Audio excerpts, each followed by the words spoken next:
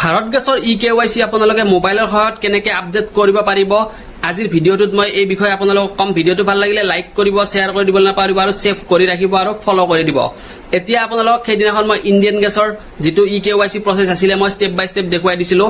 আজি আপোনালোকক মই ভাৰত গেছৰ যিটো e-KYC প্ৰসেছ আছে সেইটো আপোনালোকক ষ্টেপ বাই ষ্টেপ দেখুৱাই দিম। ভিডিঅ'টো যিমান পাৰে সিমান শ্বেয়াৰ কৰিব আৰু আহক এতিয়া আপোনালোকক দেখুৱাই দিওঁ কেনেকৈ আপোনালোকে e-KYC টো কমপ্লিট কৰিব পাৰিব কোনো ধৰণৰ এজেন্সি নোযোৱাকৈ। প্ৰথমে আপুনি প্লে ষ্ট'ৰ অপেন কৰিব। প্লে ষ্ট'ৰ অপেন কৰি ইয়াতে চাৰ্চ কৰিব হেল্ল' BPCL, ঠিক আছে। হেল্ল' BPCL যিটো এপ আছে ওপৰত যিটো ফাৰ্ষ্ট যিটো আহিব এপ ভাৰত পেট্ৰলিয়াম কৰ্পৰেশ্যন, এইটো এপ ডাউনলোড কৰিব আপোনালোকে, ইনষ্টল কৰিব।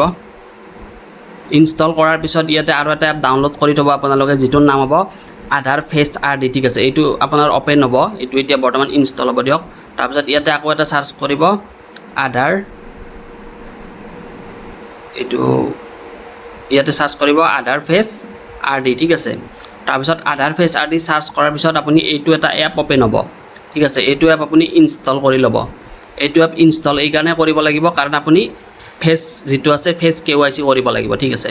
তো সেইকাৰণে আপোনালোকে এইটো এপো ডাউনলোড কৰি ল'ব। পিছত আপোনালোকে এই এপটো অপেন কৰিব লাগিব, ঠিক আছে। এই এপটো অপেন কৰিব, অপেন কৰাৰ পিছত ইয়াতে এলাউ কৰিব। নেক্সট এলাউ কৰাৰ পিছত এইটো আপুনি স্কিপ কৰিব, এইটো স্কিপ কৰি দিব। কৰাৰ পিছত ইয়াতে আপুনি ৰেজিষ্টাৰ মোবাইল নাম্বাৰ যিটো আপোনাৰ গেছৰ লগত ৰেজিষ্টাৰ হৈছে সেইটো মোবাইল নাম্বাৰ ইয়াতে এণ্টাৰ কৰিব লাগিব। সেইটো এণ্টাৰ কৰিব ইয়াতে বহুবাৰ এইটোত টিক মাৰ্ক কৰিব, কৰি ক্ৰিয়েট একাউণ্টত ক্লিক কৰিব লাগিব, ঠিক আছে। পিছত ইয়াতে 4 ডিজিটৰ এমপিন ক্ৰিয়েট কৰিব লাগিব। ক্ৰিয়েট কৰি ল'ব, 4টা সংখ্যাৰ যিকোনো নাম্বাৰ দি দিব। এপটো অপেন কৰিলোঁ, কৰাৰ পিছত ইয়াতে চাৰ্চ কৰিব লাগিব। ইয়াতে চাৰ্চ কৰিব, কিছুমানত ইয়াতে ডাইৰেক্টো আহে আৰু যদি কিছুমানত নাহে তেতিয়াহ'লে ইয়াতে চাৰ্চ কৰিব লাগিব, ঠিক আছে। ইয়াতে চাৰ্চ কৰিব ইয়াতে e-KYC বুলি, ঠিক আছে। e-KYC বুলি চাৰ্চ কৰাৰ পিছত যিটো ইয়াতে অপশ্যন আহিব এই অপশ্যনটোত ইয়াতে ক্লিক কৰিব। ক্লিক কৰাৰ পিছত আপোনাৰ এনেকৈ অন হৈ যাব, ঠিক আছে। এনেকৈ অন হৈ যাব।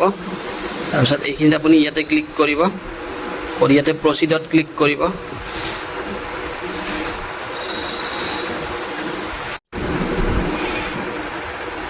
তাৰপিছত এনেকৈ আহিব, ইয়াতে আপুনি গোটেইখিনি পঢ়ি ল'ব। Ensure your face remain within boundaries, মানে আপোনাৰ এই ৰাউণ্ডটোৰ ভিতৰত ফেচখন দেখুৱাব দিছে।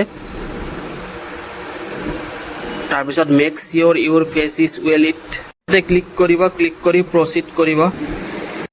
ফেচ ভেৰিফিকেশ্যন হোৱাৰ পিছত অকণমান ৱেইট কৰিব। ইয়াতে এয়া চাওক biometric e-KYC successfully updated, e-KYC ডান।